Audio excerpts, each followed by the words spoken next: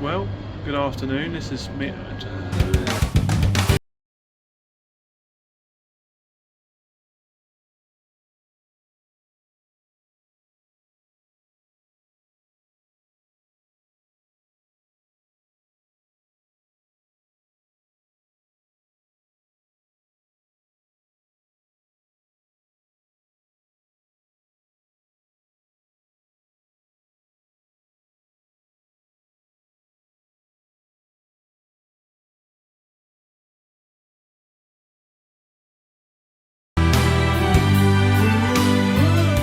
Good afternoon. This is Travelman of Kent. Today we are at Rochester Castle and its Christmas market.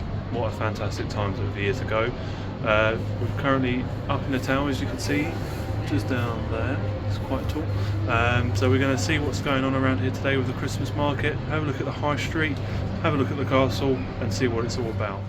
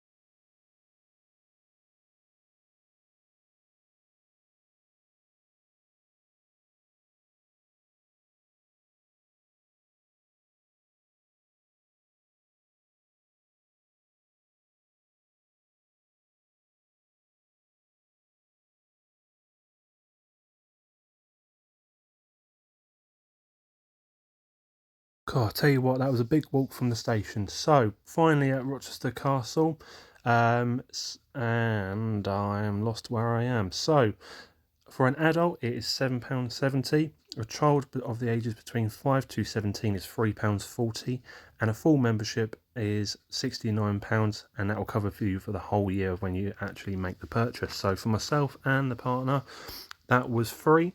And let's give you a little bit of insight into the castle. And there's myself again. So here we are. The castle was built around 1127 by the William of Corbel, Archbishop of Canterbury, with the encouragement of Henry I with Kentish ragstone, consisting of 3 floors above a basement. The site and events surrounding are currently run by Medway Council on behalf of English Heritage. Hope you enjoy.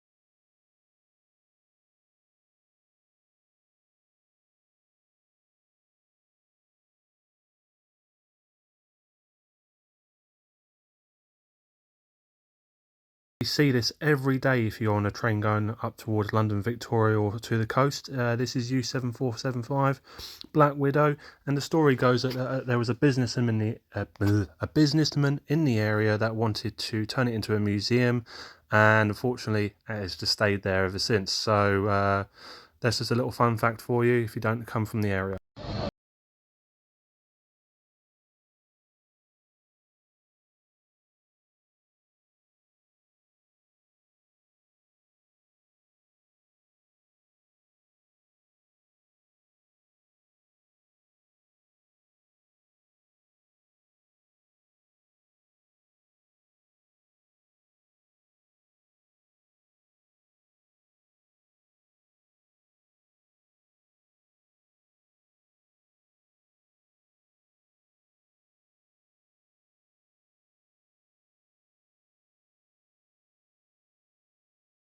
It from me today. So as you just seen before this, we are now going into the market. Now the market is literally anything that you want, you know, arts and crafts, food, cheese is particularly was a popular one for me, and obviously the fun fair next door, as you can see right now. Now this was obviously, as it is a Christmas market, everything is quite expensive, and obviously not everyone these days has money to spend, so it is something that you have to consider when you go to this Christmas market. Unfortunately, it's just the way that they, you know, it is something that unfortunately the market stalls have to make money on, you know, and for them to be there, they have to make money, unfortunately. So, but I would highly recommend it if you have a bit spare bit of cash, at least spend something for one of these independent markets stalls to make, you know, just to get by essentially. Now, we have just gotten to the mulled wine, which also they had mulled cider, which we've just cheers to.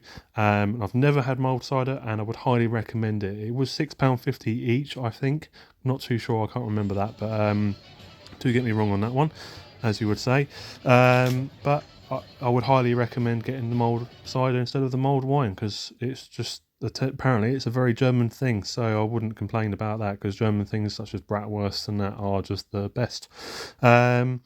There's me myself having it in my hand, and now I'm just there standing, and no. So anyway, we're back into the market. Just having a look around. Obviously there is a first aid everywhere situated around. I would highly recommend going into the fun fair though, because there were some awesome rides, as you will see very shortly. I would highly recommend the haunted house. Very, very well done inside there. And the I can't remember what it is, but anyway, that was it. That's it there. That is my shot of the whole bloody thing. That was absolutely amazing. We're just going to go and show you this place, because it has hot pork scratchings, and where do you find that these days? But anyway, please enjoy, and we will be going to the botanical cheese rooms after this, so stay tuned for more, which will be at the end of the video.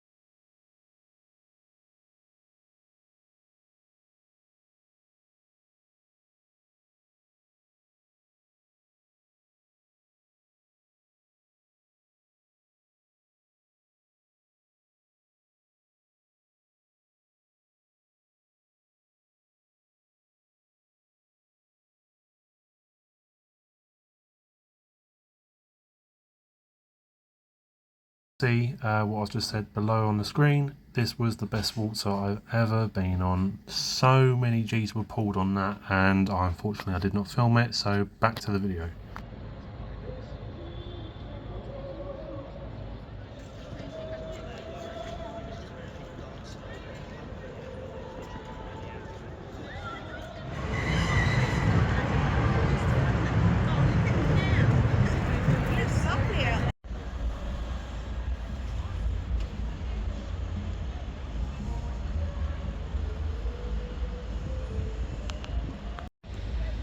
And that's why you don't drive here. That's why you just get the train every hour, whatever direction you need. Yeah. Apart from that, it's a really good place.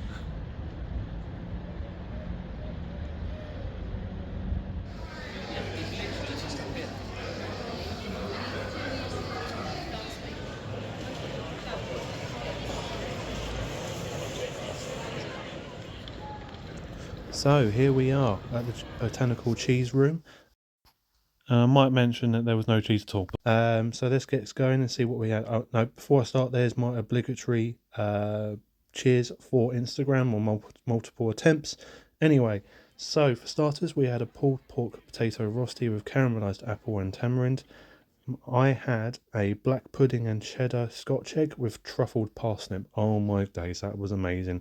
And then for mains, we had prawn curry with coconut, aubergine, and tomato with tomato.